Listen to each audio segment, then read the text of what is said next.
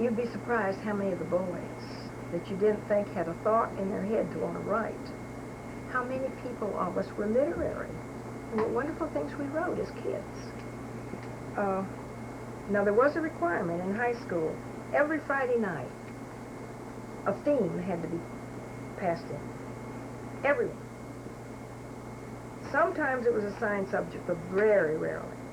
And it could be one paragraph, but it better be a theme. And some of the boys particularly grumbled over it. But there were some wonderful things came out. And some of those are going to be in these, and there again, they're going to be documented in the museum. So I'm real pleased to have found that. Another thing I think I found was the original, and I shouldn't even be saying that because I'm not sure yet. I haven't gone across it carefully enough. But I think I have found, that is, a copy of the original document of 30 Years with an Idea that was not edited, because this morning I noticed scribbled along the sides and underscored and question marks. Now, if I found what I think I am, I'm really excited about that. Sure. Now, I'd like to talk. Now, we all know where Aunt Mitty's and Uncle Frank's grave is. I do go over and clean it periodically. It's in disrepair right now. It needs some physical work.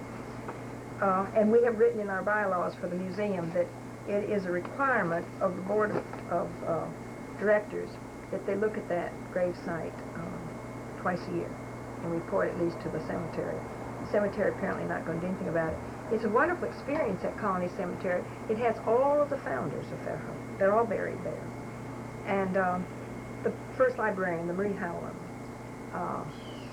all of those who really settled Fairhope. And the history then of what they did, and a lot of it will then be documented. So I think it's it's something that's going to have to be preserved at the cemetery itself. I'd like to talk a little about Kenny. Have we got time? Yes. I don't know when it will go off, but we can just go until it does. We'll talk about Kenny until it goes off. Well, let me finish a little more about Jeffrey. We might have time about Kenny. Jeffrey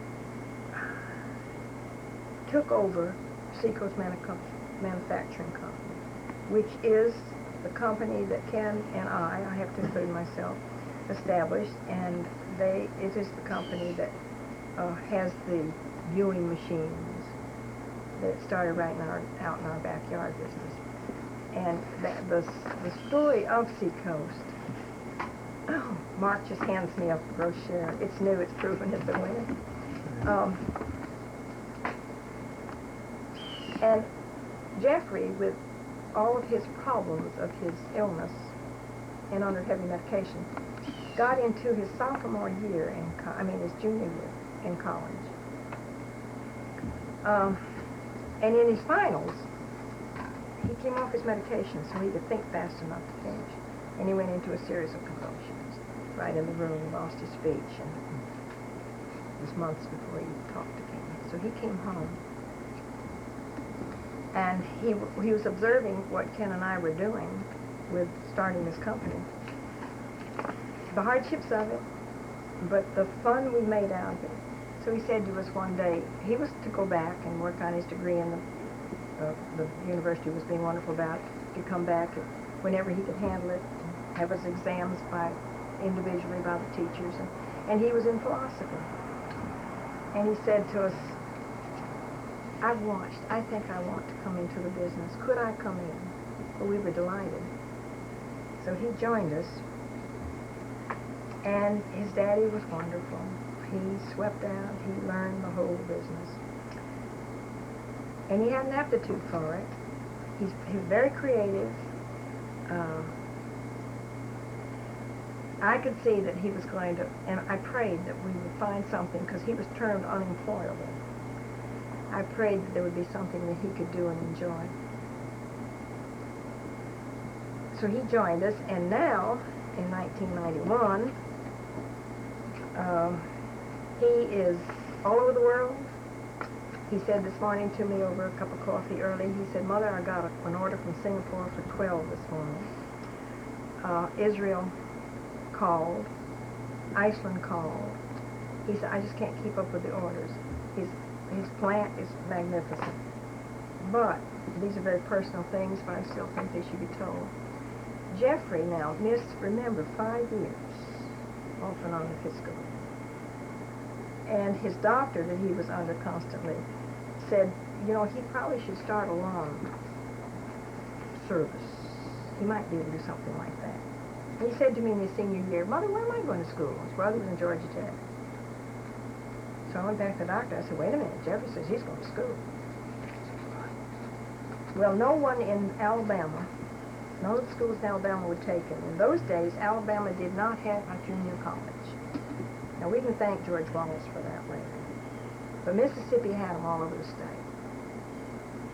So Jeff went to a school in Mississippi for his 2 years. And he was just seizures and all the rest of it. He just had a wonderful time. And his best friend became a retired Methodist minister, 82, with Brother Neal, Lambert Neal. And during this time, Ken was in a tuberculosis sanatorium.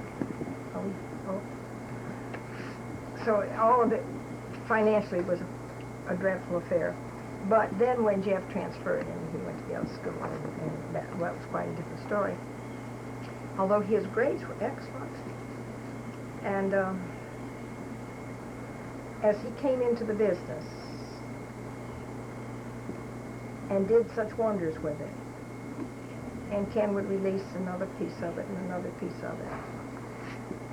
And it was time, 6, maybe 7 years ago now. I really hope Jeffrey never hears this tape. He had what you call an ABM. And he lay in intensive care for weeks. And none of the neurosurgeons would touch him. They said he was just dying. It was the longest, most terrible time of my life.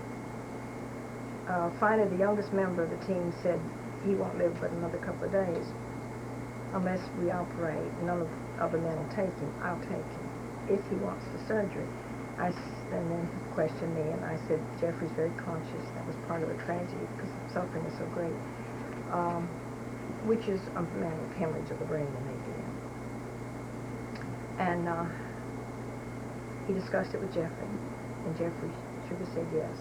And then the prognosis was terrible, an oyster or this or that or whatever. I think the doctors do some of that to protect themselves. Well, he was on the table 12 hours. And when the doctor came out, he came straight to me and he said, I've sewed Jeffrey's brain up and I see no impairment. He's talking to me absolutely normal. That still was the longest day of my life. He was not to do anything for 18 months. And on top of everything else, he was to come off his medications. They had become addicted, which we didn't know. They'd taken the collagen from his body, that we did know. He had had knee surgery. His back was gone. He recuperated a lot, and the floor crew would carry him over and put him in his bicycle until he built up muscle. See, the body first eats the fat and then eats the muscle. I don't know, it couldn't have been 5 months later he was in business in Spain. He has a tremendous vitality and love of life, and I still attribute a lot of that now. Even though the school was deteriorating when our boys were there, there was something about this philosophy that gives one that wonderful thing, that saying to Mary Johnson, it doesn't matter what the situation is, it only matters how you meet it. There's something about it that gives us courage and makes us unafraid. And to this day, that's exactly what Jeffrey's showing. He's a marvelous manager with all his handicaps. He's just a great man. I'm just real happy to think I'm his earthly mother, as Mother used to say. And I'm not saying anything about the other boy, but in his own way, he's a wonderful person too. And I've watched so many of the organic school graduates that have not been afraid to change and do things. And the older boy, at the drop of a hat, he's off to something else. And yet he retired at 45, a very wealthy man. And he'd call me and say, Mother, you sitting down? And that meant, Mama, I got another shop coming. And Mama wasn't always prepared for some things he told me, but he wanted something different, something he was happy in, and something new. And this is what their father was. And then to Ken, if we got a little time here, if we could be as courageous, as unafraid to meet life in all of its challenges. And Ken used to say to me, honey, remember, life has movement, always. Time together, I think. And